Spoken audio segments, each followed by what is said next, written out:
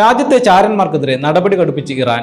Israel ചാരസംഘമായ മൊസാദിന് വേണ്ടി ചാരപ്പണി നടത്തുകയും തന്ത്രപ്രധാന വിവരങ്ങൾ ചോർത്തുകയും ചെയ്ത 2 പൗരന്മാരെ കൂടി ഇറാൻ തൂക്കിലേറ്റി. യഗൂബ് കരീംപൂർ, നാസർ ബക്കസാദെ എന്നിവരുടെ വധശിക്ഷയാണ് കഴിഞ്ഞ ദിവസം നടപ്പാക്കിയതെന്ന് ഇറാൻ ജുഡീഷ്യറിയുടെ ഔദ്യോഗിക വെബ്സൈറ്റായ മിസാൻ ഓൺലൈൻ റിപ്പോർട്ട് ചെയ്തു.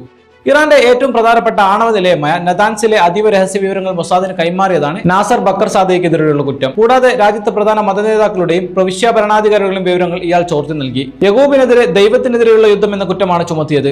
2025 ജൂണിൽ ഇസ്രായേലുമായി നടന്ന 12 ദിവസത്തെ യുദ്ധസമയത്ത് സൈനിക സുരക്ഷാ കേന്ദ്രങ്ങളുടെയും ചിത്രങ്ങളും വീഡിയോകളും പകർത്തി മൊസാദ് ഉദ്യോഗസ്ഥർക്ക് അയച്ചു നൽകിയതായി ഇയാൾക്കെതിരെ കണ്ടെത്തിയിട്ടുണ്ട്. ഇവരെപ്പോഴാണ് അറസ്റ്റിലായതെന്ന കാര്യം ജുഡീഷ്യറി വെളിപ്പെടുത്തിയിട്ടില്ല. കഴിഞ്ഞ ഏതാനും ആഴ്ചകളായി ഇറാനിൽ തുടരുന്ന വധശിക്ഷാ പരമ്പരയിലെ ഏറ്റവും പുതിയ നടപടിയാണ്.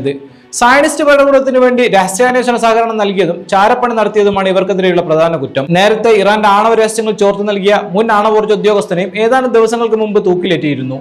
രാജ്യത്തെ ഒറ്റുകൊടുക്കുന്ന ചാരന്മാരെ ഓരോരുത്തരെയും തെരഞ്ഞുപിടിച്ച് കടുത്ത ശിക്ഷ നൽകുമെന്ന് ഇറാൻ നേതാക്കൾ മുന്നറിയിപ്പ് നൽകിയിട്ടുണ്ട്. ആഭ്യന്തര കലഹവും വിദേശ ഇടപെടലും ജനുവരിയിൽ ഇറാനിലുടനീളം നടന്ന സർക്കാർ വിരുദ്ധ പ്രതിഷേധങ്ങൾക്ക് പിന്നിൽ ഇസ്രായേലിന്റെയും അമേരിക്കയുടെയും ഇടപെടലുണ്ടെന്നാണ് ഇറാൻ ആരോപിക്കുന്നത്. പ്രതിഷേധങ്ങളുടെ മറവിൽ അക്രമങ്ങൾ നടത്തിയവർക്കെതിരെയും ഇറാൻ കടുത്ത നടപടികളാണ് സ്വീകരിക്കുന്നത്. കഴിഞ്ഞ വ്യാഴാഴ്ച ഇസ്ഫഹാൻ പ്രവിശ്യയിൽ പ്രതിഷേധങ്ങൾക്കിടെ പോലീസ് ഉദ്യോഗസ്ഥരെ ആക്രമിച്ച സാസൻ ആസ്വാദാർ എന്നയാളെയും ഇറാൻ തൂക്കിലേറ്റിയിരുന്നു. വിദേശ പിന്തുണയുള്ള വിഘടനവാദി ഗ്രൂപ്പുകൾക്ക് വേണ്ടിയാണ് ഇയാൾ പ്രവർത്തിച്ചതെന്ന് അധികൃതർ വ്യക്തമാക്കി. ഡിസംബർ അവസാനത്തോടെ ജീവിത ചെലവ് വർദ്ധിച്ചതിനെ തുടർന്ന് ആരംഭിച്ച പ്രതിഷേധങ്ങൾ പിന്നീട് ഭരണകൂട വിരുദ്ധ കലാപമായി മാറുകയായിരുന്നു. ജനുവരി 8, 9 തീയതികളിൽ കലാപം അതിന്റെ ഉച്ചസ്ഥായിലെത്തി. സമാധാനപരമായി തുടങ്ങിയ സമരത്തെ ഇസ്രായേലും വിദേശ ശക്തികളും ചേർന്ന് അട്ടിമറി നീക്കമാക്കി മാറ്റിയെന്നാണ് ഇറാന്റെ ഔദ്യോഗിക നിലപാട്.